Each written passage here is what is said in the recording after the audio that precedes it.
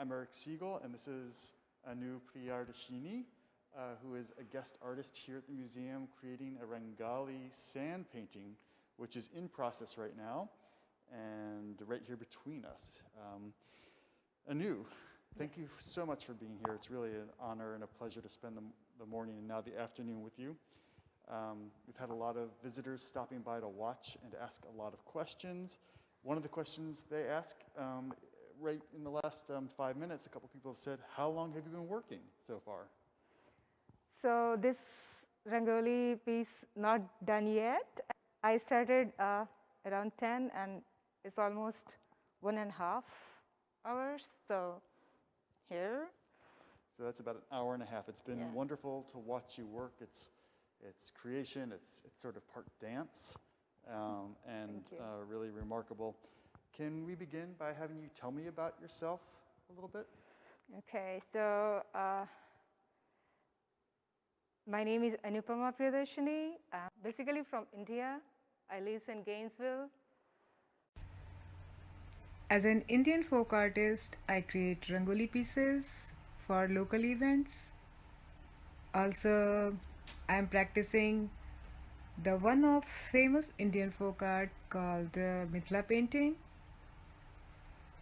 I do exhibit and sell my work in local art events.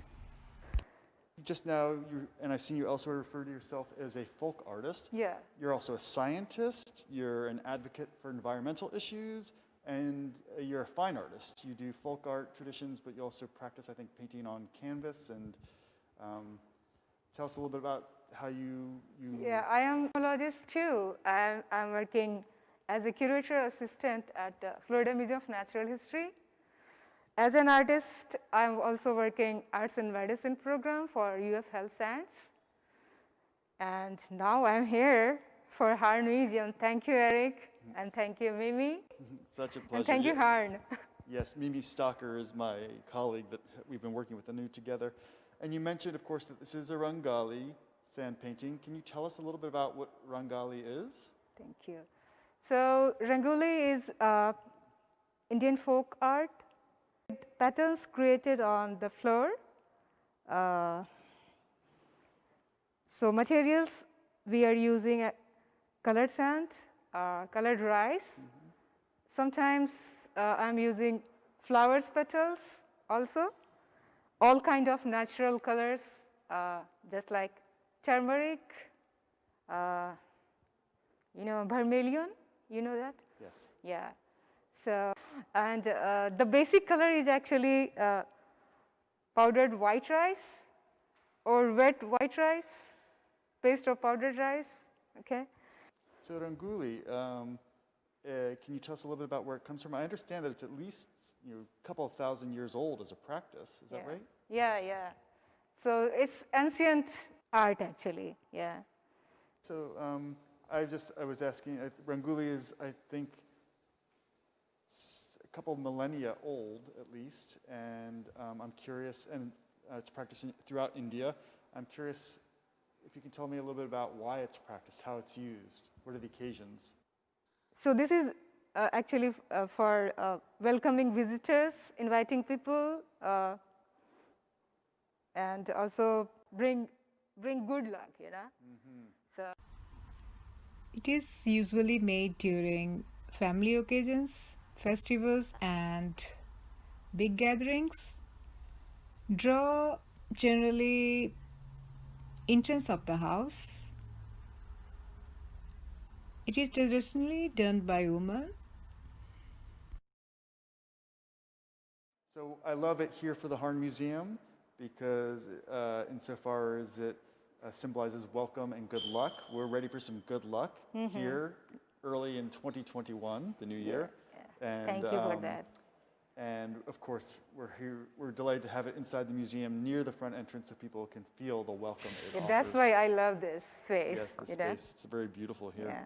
Can you tell us how you first began to do Rangoli and how that's evolved for you? So, creative genes are coming from my family. I learned from my mom. Yes, yes. Yeah. the center part is only in my mind, and then after that, the design, just I did that. I don't know what is the end result, but I will do that. So you knew you were going to start Yeah. with the orange and the blue part, and then from there Yeah. it evolved. You just responded to Yeah, it yeah. and continued exploring patterns. Yeah. It's so wonderful to watch you work. You use your fingers and pencil erasers and funnels and sieves. You get to handle the sand, and do you have a special connection with that and the textures, and you get to walk in it in bare feet? In India, the shape, design, patterns, materials, tools, and techniques all are different in North and South. There are two primary ways to make a rangoli: dry and wet. First, we create outline and then fill the color. So a lot of skill and practice and experience, and then you spend hours creating it. How do you feel knowing that it's going to be eventually wiped away? I don't think I'm sad because so it's okay. It's part of that Yeah, the yeah. cycle of life. Part of life, yeah.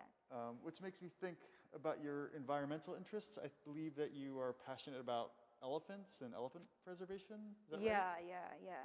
So in Gainesville, I did fundraising for CIFAE, Conservation for Asian Elephant.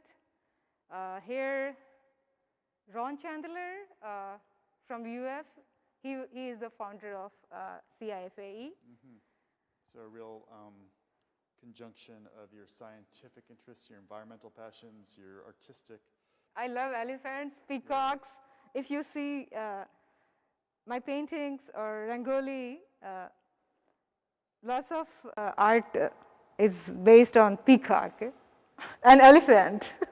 Yeah, I love that. Great. I think I've seen some of your elephants and certainly your peacocks on your website. And I will pop your website into our video, maybe around here, so people can go visit it. Thank you. And see some of those other works that you've done featuring the birds and the beasts of the world. It's really wonderful to talk with you, Anu. You did produce a sand painting with the participation of visitors in 2018 in the gallery of the lobby. Here we are further into the galleries. Is this your first time doing a sand painting really inside a museum proper? So this is my first time doing this kind of art inside. I did actually earlier in outside, just like park, Depot Park, and outside of for Nurses Week 2 at Sands. So outside I did that, but not inside. Thank you, Eric. I feel like we found a space where it will be safe and not trampled on, and people will be able to enjoy it both while you're making it today and while it remains on view. Yeah. Thank you. Thank you, Anu. Thank you, Eric. Alrighty. Enjoy museum nights.